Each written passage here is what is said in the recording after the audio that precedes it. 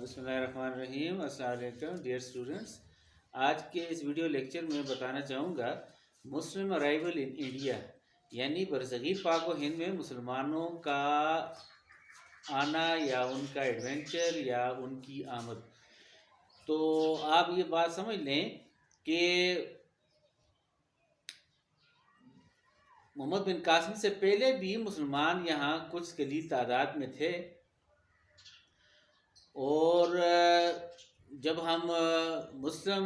تاریخ دیکھتے ہیں، اسلامی تاریخ یعنی صحابہ کرام رضی اللہ عنہم اجمعین کے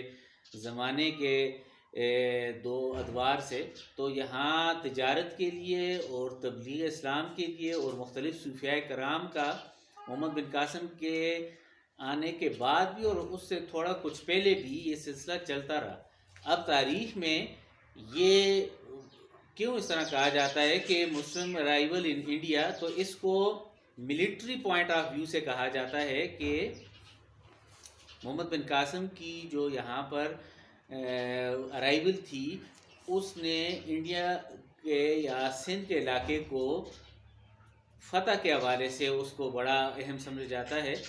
تو یہ پھر ہم اس طرح دیکھتے ہیں کہ Muslim consolidation, Muslim administration and Muslim victory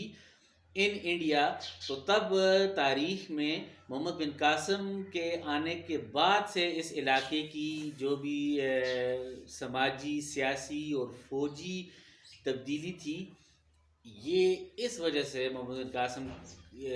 کے نام سے اس کو منسوب کیا جاتا ہے۔ تو یہاں پر آپ نے سمجھنا یہ ہے کہ اس زمانے میں جو امیہ خاندان کی جو حکومت تھی اس ایریا تک، عمان تک اور تھوڑا ایران کا علاقہ اور جو گلف ایریا تھا، وہ سارا مسلم جو رول تھا اس کے انڈر تھا۔ تو یہاں سے خشکی کے راستے ایک ایکسیس تھی، ایک رسائی تھی برصغیر پاک و ہند میں انٹر ہونے کی۔ اچھا، دوسری اہم بات آپ یہ سمجھیں کہ انسانی تاریخ اس بات کی گواہ ہے کہ جو بھی اقوام دوسرے علاقوں کی طرف، خواہ وہ فوجی لحاظ سے گئی ہوں یا تجارت کے حوالے سے یا اور دیگر مقاصد کے لیے، تو انہوں نے زیادہ تر بحری راستے استعمال کیے۔ It means that 80% sea route was to be use for the arrival, for the access and for the adventure of any purpose۔ تو محمد بن قاسم کی جو افواج تھی اس نے خشکی کے راستے اور سمندری دونوں راستے جو ہیں وہ اپنائے، اور یہاں پر برصغیر میں ان کا داخلہ ممکن ہوا۔ اب ایک اور اہم بات آپ ذہن میں رکھ لیں کہ محمد بن قاسم کا یہاں آنا، چونکہ راجہ داہر کی یہاں پر جو اسٹیبلشمنٹ تھی یا جو مسلمان قافلے تھے جنہوں نے سری لنکا سے واپس گلف جانا تھا، تو ان کے جہاز لوٹے گئے، ان کی جو عرب فیملیز تھی ان کو جو ہے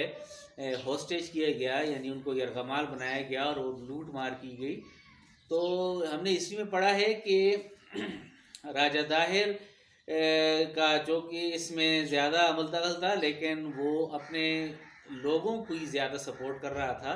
اس لیے اس نے حجاج بن یوسف کے خط کا جواب اس طرح پازیٹیولی نہیں دیا۔ پھر ہم نے تاریخ میں یہ بھی پڑھا ہے کہ ایک خاتون نے حجاج بن یوسف کو لکھا کہ ہماری مدد کو آؤ۔ تو یہاں پر سوچنے کی بات ہے کہ اس زمانے میں ٹھیک ہے، قید میں ایک خاتون کس طرح ایک خط کو جو ہے پہنچا سکتی ہے یا کس کے ذریعے وہ پہنچا سکتی ہے اور کیسے وہ لکھ سکتی ہے۔ تو اس میں جو کامن سینس اور اس وقت کے حالات یہی گواہی دیتے ہیں کہ یہ اس طرح ممکن نہیں ہے۔ بات یہ ہے کہ حجاج بن یوسف کو معلوم ہوا کہ ہمارے جو عرب فیملیز ہیں وہاں پر جو ہیں ان کو ہوسٹیج بنایا گیا ہے اور ان کو جو ہے ہیومیلیٹ کیا گیا ہے۔ تو اس نے اپنے تئیں جب راجہ داہر کا جواب اس کو مثبت نہیں ملا، تو مسلم افواج جو ہیں وہ سندھ کی طرف یا انڈو پاک کی طرف روانہ ہوئی۔ تو یہ خط کا جو معاملہ ہے خاتون کے حوالے سے اتنا جو ہے اتھینٹک یا ویلڈ نہیں ہے۔ پھر یہاں محمد بن قاسم کا جو کمبیٹ تھا یا لڑائی تھی، یا انہوں نے جس طرح یہاں پر اپنے آپ کو کنسلیڈیٹ کیا اور یہ ایڈونچر جو ہے وہ سکسیسفل ہوا، وہ تاریخ کی کتابوں میں درج ہے، اور یہ بڑی ایک اتھینٹک ایویڈنس ہے۔ تو تبھی ہم اپنے نصابی کتابوں میں ایون پاکستان اسٹڈی کے حوالے سے پڑھتے ہیں کہ یہاں پر اسلام کا جو آغاز یا عروج ہے وہ محمد بن قاسم کے بعد جو ہے وہ ایتھینٹیکلی اور ویلیڈیٹی کے حوالے سے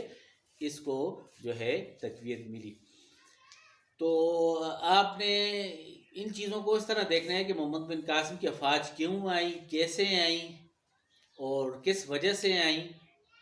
اور یہاں پر انہوں نے کیا اثرات مرتب کیے۔ تو اس میں ایک عام میٹریکولیٹر اسٹوڈنٹ بھی سمجھ جاتا ہے کہ جب ملٹری کمبیٹ ہوتا ہے، جب ایک کنسلیڈیشن ہوتی ہے اور ایک حکومت اسٹیبلش ہوتی ہے، تو تب پھر لٹرلی کہا جاتا ہے کہ اسلام جو ہے یہاں پر اس کی آمد ہوئی اور سندھ کو باب الاسلام کہا جاتا ہے۔ پھر اگر ہم افغانستان اور سینٹرل ایشیا کے حوالے سے دیکھیں تو وہاں سے بھی مسلم فاتحین انڈیا کو اس لیے آئے کہ وہ لینڈ لاکڈ ایریاز تھے، اور انہوں نے یہاں انڈیا کی جو جیوگرافیکل یا اس کی جو ریسورسز ہیں ان کو یوٹیلائز کرنے کے لیے اور اپنے جو ہے ٹیریٹوریل ایکسپینشن کو مزید تقویت دینے کے لیے انڈیا کا رخ کیا۔ Thank you very much, good luck, اللہ حافظ۔